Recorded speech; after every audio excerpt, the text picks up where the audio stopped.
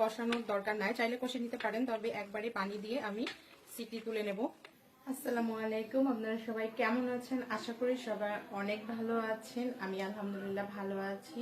আজকে আপনাদের সাথে টুকটাক কি করছি না করছি সেটা আপনাদের সাথে শেয়ার করব। আর আমি মেইনলি তো যেহেতু হাউস ওয়াইফ, রান্না ছাড়া কি শেয়ার করতে পারি, তো চলুন তাহলে জেনে নিই আমি আজকে কি রান্না করছি, কিভাবে দিন পার করছি। ডাল ভিজিয়েছি, ডালটা দিয়ে এবং মাংস দিয়ে টিকিয়া করব। আর এখানে গরুর মাংস ভিজিয়ে রেখেছি, এটা রান্না করে নিব। আর এটা হচ্ছে ফুলকপি ভাজি, আজকের জন্য এটা ফুলকপি ভাজি করব। ফুলকপি এবং ফুলকা দিয়ে ভাজি। এটা হচ্ছে মূলা ভাজি, মূলা ভাজিটা কালকে করব, আজকে না। মেনলি একটু এটা হালকা একটু সেদ্ধ করে রেখে দেব, আর কালকে ভাজা ভাজা করব। এখানে আজকে করব ফুলকা আলুর ভাজি, এই তো। আর কালকে একটু তরকারি আছে, এই দিয়ে আজকে চালিয়ে নিব। সোহানা এখানে কাবাবের জন্য মাংস কাটছে, ওর মাংস কাটা হয়ে গেলে আমি কাবাবটা বসিয়ে দেব। কালকের মাংসের তরকারি আছে, এটা দিয়ে আজকে হয়ে যাবে, আর বাকি ভাজি টাজি থাকছে। বুটের ডাল এবং গরুর মাংস দিয়ে আমি আজকে টিকিয়া তৈরি করব। আমি এখানে নিয়েছি 250 গ্রাম বুটের ডাল, আর এখানে নিয়েছি আমি 700 গ্রাম মাংস। টিকিয়াতে সবসময় বুটের ডালটা একটু কম নিতে হয়, বুটের ডালের দ্বিগুণ নিতে হয় গরুর মাংস, তাহলেই কিন্তু টিকিয়ার আসল টেস্টটা পাওয়া যাবে। চলুন তাহলে তৈরি করে নিই। প্রথমে আমি প্রেসার কুকারটা নিয়ে নেব। আমি এটা মেনলি করব প্রেসার কুকারে। ধুয়ে 2 ঘন্টার মতো ভিজিয়ে রেখেছিলাম।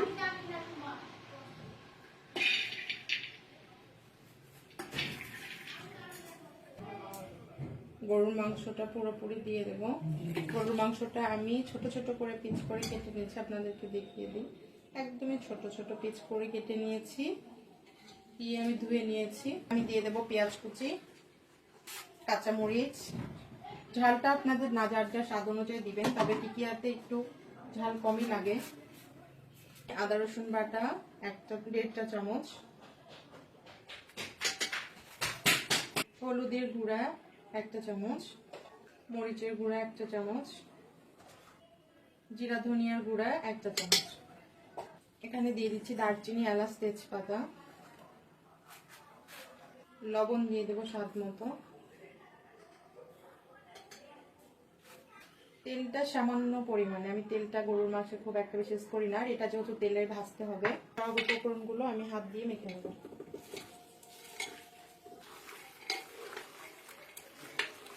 এইভাবে করে আমি সবগুলো সুন্দর করে মাখিয়ে নেব। এটা কষানোর দরকার নাই, চাইলে কষে নিতে পারেন, তবে একবারে পানি দিয়ে আমি সিটি তুলে নেব। আর এই যে দেখুন, মাংসের পরিমাণ বেশি, ডালের পরিমাণ কম, এভাবেই কিন্তু টিকিয়া বেশি টেস্টি লাগে। আপনারা চাইলে কিন্তু এটা পাতিলেও করে নিতে পারেন, আবার চাইলে প্রেসার কুকারে করে নিতে পারেন। আমার মতো যাদের হাতে সময় কম, তারা কিন্তু চাইলে প্রেসার কুকারে করে নিতে পারেন। পানি দিয়ে দিলাম, পানিটা খুব বেশি দেব না, যেন আমার ডালটা এবং মাংসটা সেদ্ধ হয়ে যায়, পানিটা কমও হয়ে যায়। যদি বাই চান্স পানি বেশি হয়, তবে আপনারা জাল করে পানিটা শুকিয়ে নেবেন। এই যে দেখুন আমি কতটুকু পরিমাণ পানি দিয়েছি, 1 মগেরও একটু কম পানি দিয়েছি। এটা আমি ঢাকনা দিয়ে ঢেকে দেব এবং সিটি দিয়ে নেব 3 থেকে 4টি।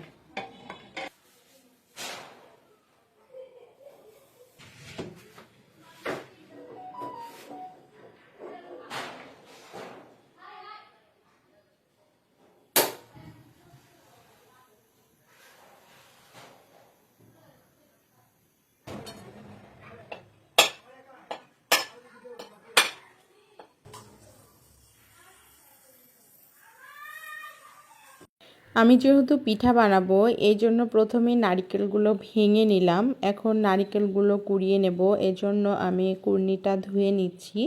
ধুয়ে সুন্দর করে পরিষ্কার করে মুছে নিচ্ছি। আর এইদিকে আমার ছেলে বসে গেছে নারকেল কুড়তে। এত জমিদারের মতো করে বসলে কি হয়? এভাবে তো খাওয়া যায় না। এটা এটা কি ডাবের?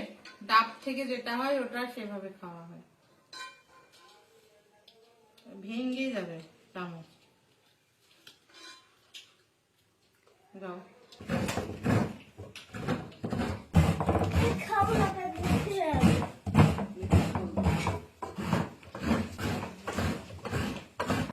পিঠা বানানোর জন্য আমি প্রথমে ময়দাগুলো সেদ্ধ করে নেব।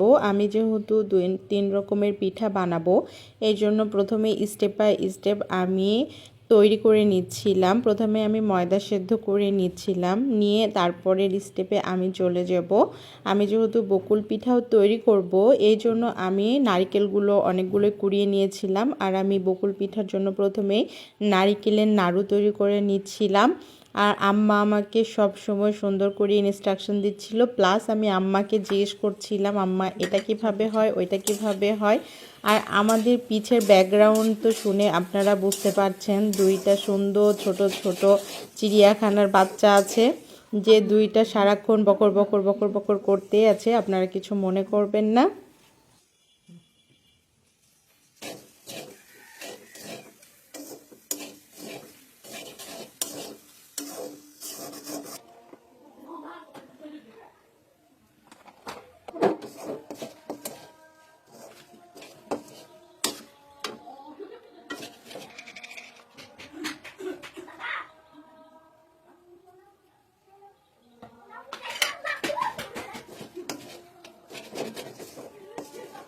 আগে নাড়ু করে নিই, নাড়ু করে তখন ওই পিঠাটা বানাবো।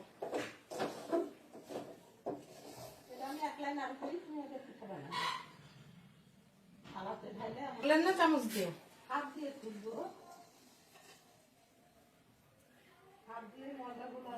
বকুল পিঠা তৈরির জন্য পুরটা আমার একদমই রেডি হয়ে গেছে। আপনারা চাইলে এটার সুন্দর বল শেপও দিয়ে নিতে পারেন, আবার চাইলে একটু পাতাও করে নিতে পারেন। এটা যার যার নিজস্ব পছন্দের ওপর দিয়ে আমি সুন্দর করে দুই রকমই আপনাদেরকে দেখিয়ে দিলাম। আর আমার নাড়ুগুলো আমি তৈরি করে নিলাম।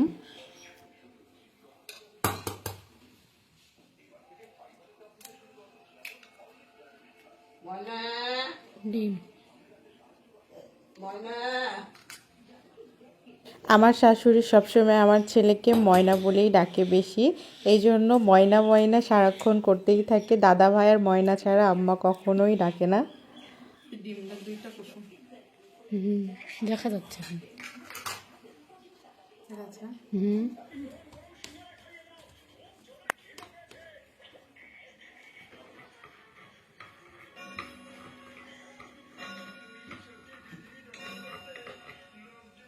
আমাদের ঘড়ির ঘন্টা পড়ছে।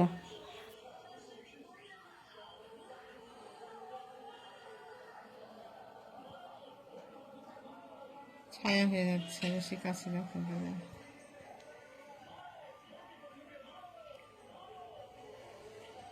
পিঠা আমার তৈরি করা হয়ে গেছে, এখন শুধু ভাজি ভাজি করা এবং শিরা তৈরি করতে হবে আর শিরাতে ভিজিয়ে নিতে হবে, তাহলে কিন্তু অলমোস্ট একদমই ডান।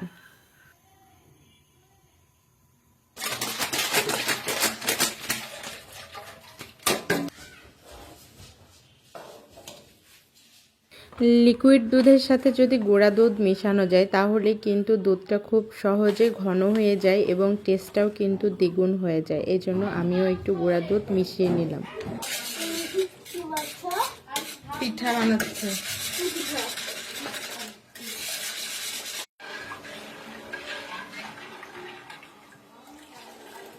দুদিন খাই রান্না বান্না মাংস যে এই পিঠাটা করে নি আম্মা, করে মাংস চড়াই দেবো।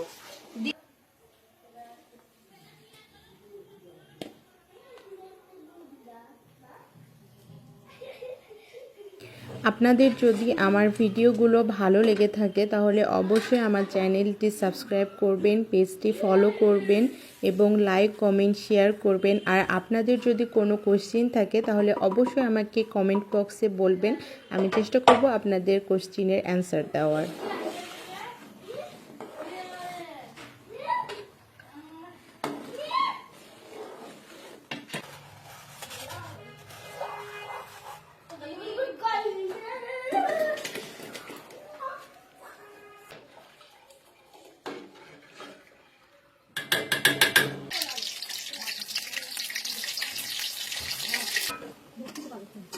গুড়ের বক্স আছে তো কথা না।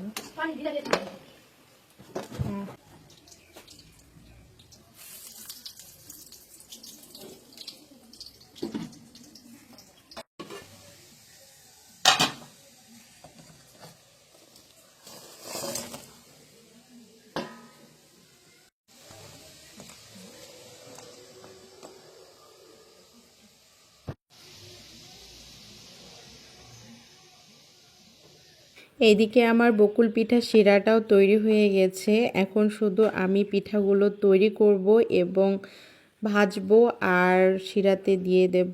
বকুল পিঠা কিন্তু খেতে খুবই মজার হয়। আমি জানি না কতটুকু পারফেক্ট করতে পেরেছি, কারণ আমি তো যেহেতু নতুন নতুন রান্না করছি, সব কিছুই খুব আমি এক্সপার্ট কিন্তু না, তবে চেষ্টা করি এবং রান্না করতে আমার ভালো লাগে, এই জন্যই আমি করি। দোয়া করবেন যেন ভবিষ্যতে আরও অনেক সুন্দর সুন্দর রান্না শিখি এবং সবাইকে আমি করে খাওয়াতে পারি।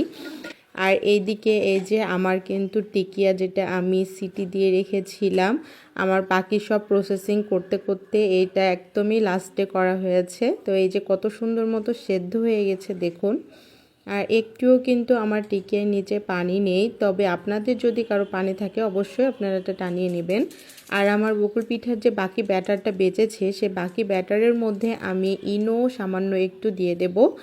দিয়ে আমি ব্যাটারটা সুন্দর করে গুলিয়ে নেব, নিয়ে আমি সুন্দর বড়া বড়া শেপ করে নেব। এত সুন্দর মতো ফ্লাফি হবে আর ফুলবে, খেতেও কিন্তু দারুণ মোচমোচা হয়, খেতেও ভালো লাগে। তাছাড়া আপনারা যদি শিরাতে দেন তো ম্যাজিক বুঝতে পারবেন, সঙ্গে সঙ্গেই ভিজে চুপচুপা হয়ে যাবে এবং খেতেও অসম্ভব মজার হয় কিন্তু।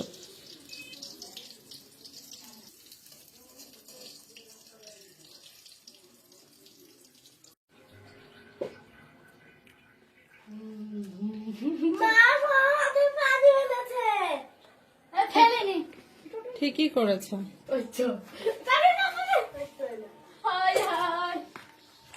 আমরা যাবো আগে কি করি, মুখে যাই বসে ফেলে তা খাবো এরা।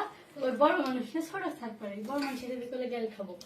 ওই বসে ফেলে আগে এক পিছনে টান মারে দাও কিছু হুড়মুড় করে পড়েছে টড়েছে, তারপরে দেখো আবার লাগছে না।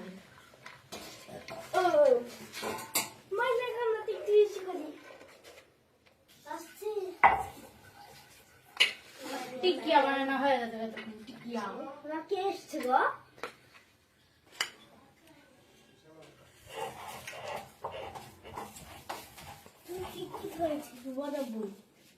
না গো, ওটা আবার বড়া বানাতে হবে, পিসো তো আগে।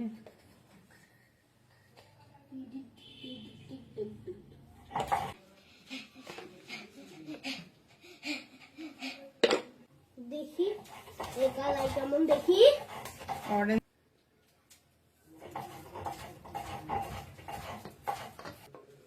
ওই নই নই না, হ্যাঁ মা খুলতে তো হচ্ছে না, মা কি করে একটু খুলে দাও। আমি যেহেতু পরের দিন সব রান্না করব আরও, এই জন্য আমি কিছুটা কাজ আগের দিনই করে রাখছিলাম, না হলে কিন্তু যেদিন আপনার খাওয়ানো বা দাওয়াত থাকবে সেই দিন সব রান্না করতে গেলে কিন্তু এগোনো যায় না। তো কিছুটা আমি কাজ আগের দিনই করে রেখেছি। আর এই যে মাংসটাও আমি আগের দিনই কষিয়ে রাখবো, বাকিটা কালকে। আর অফ স্ক্রিন অন স্ক্রিন দুই ভাই বোনের খুনসিটি আপনারাও দেখুন। পুষ্পা আর কিছু টেকা দে ইনশাআল্লাহ। কহ গো বগিঠাং, কহ গো বগিঠাং, কহ গো বগিঠাং। तुम हो उसमें आँखों दे लीजिए आज की रात।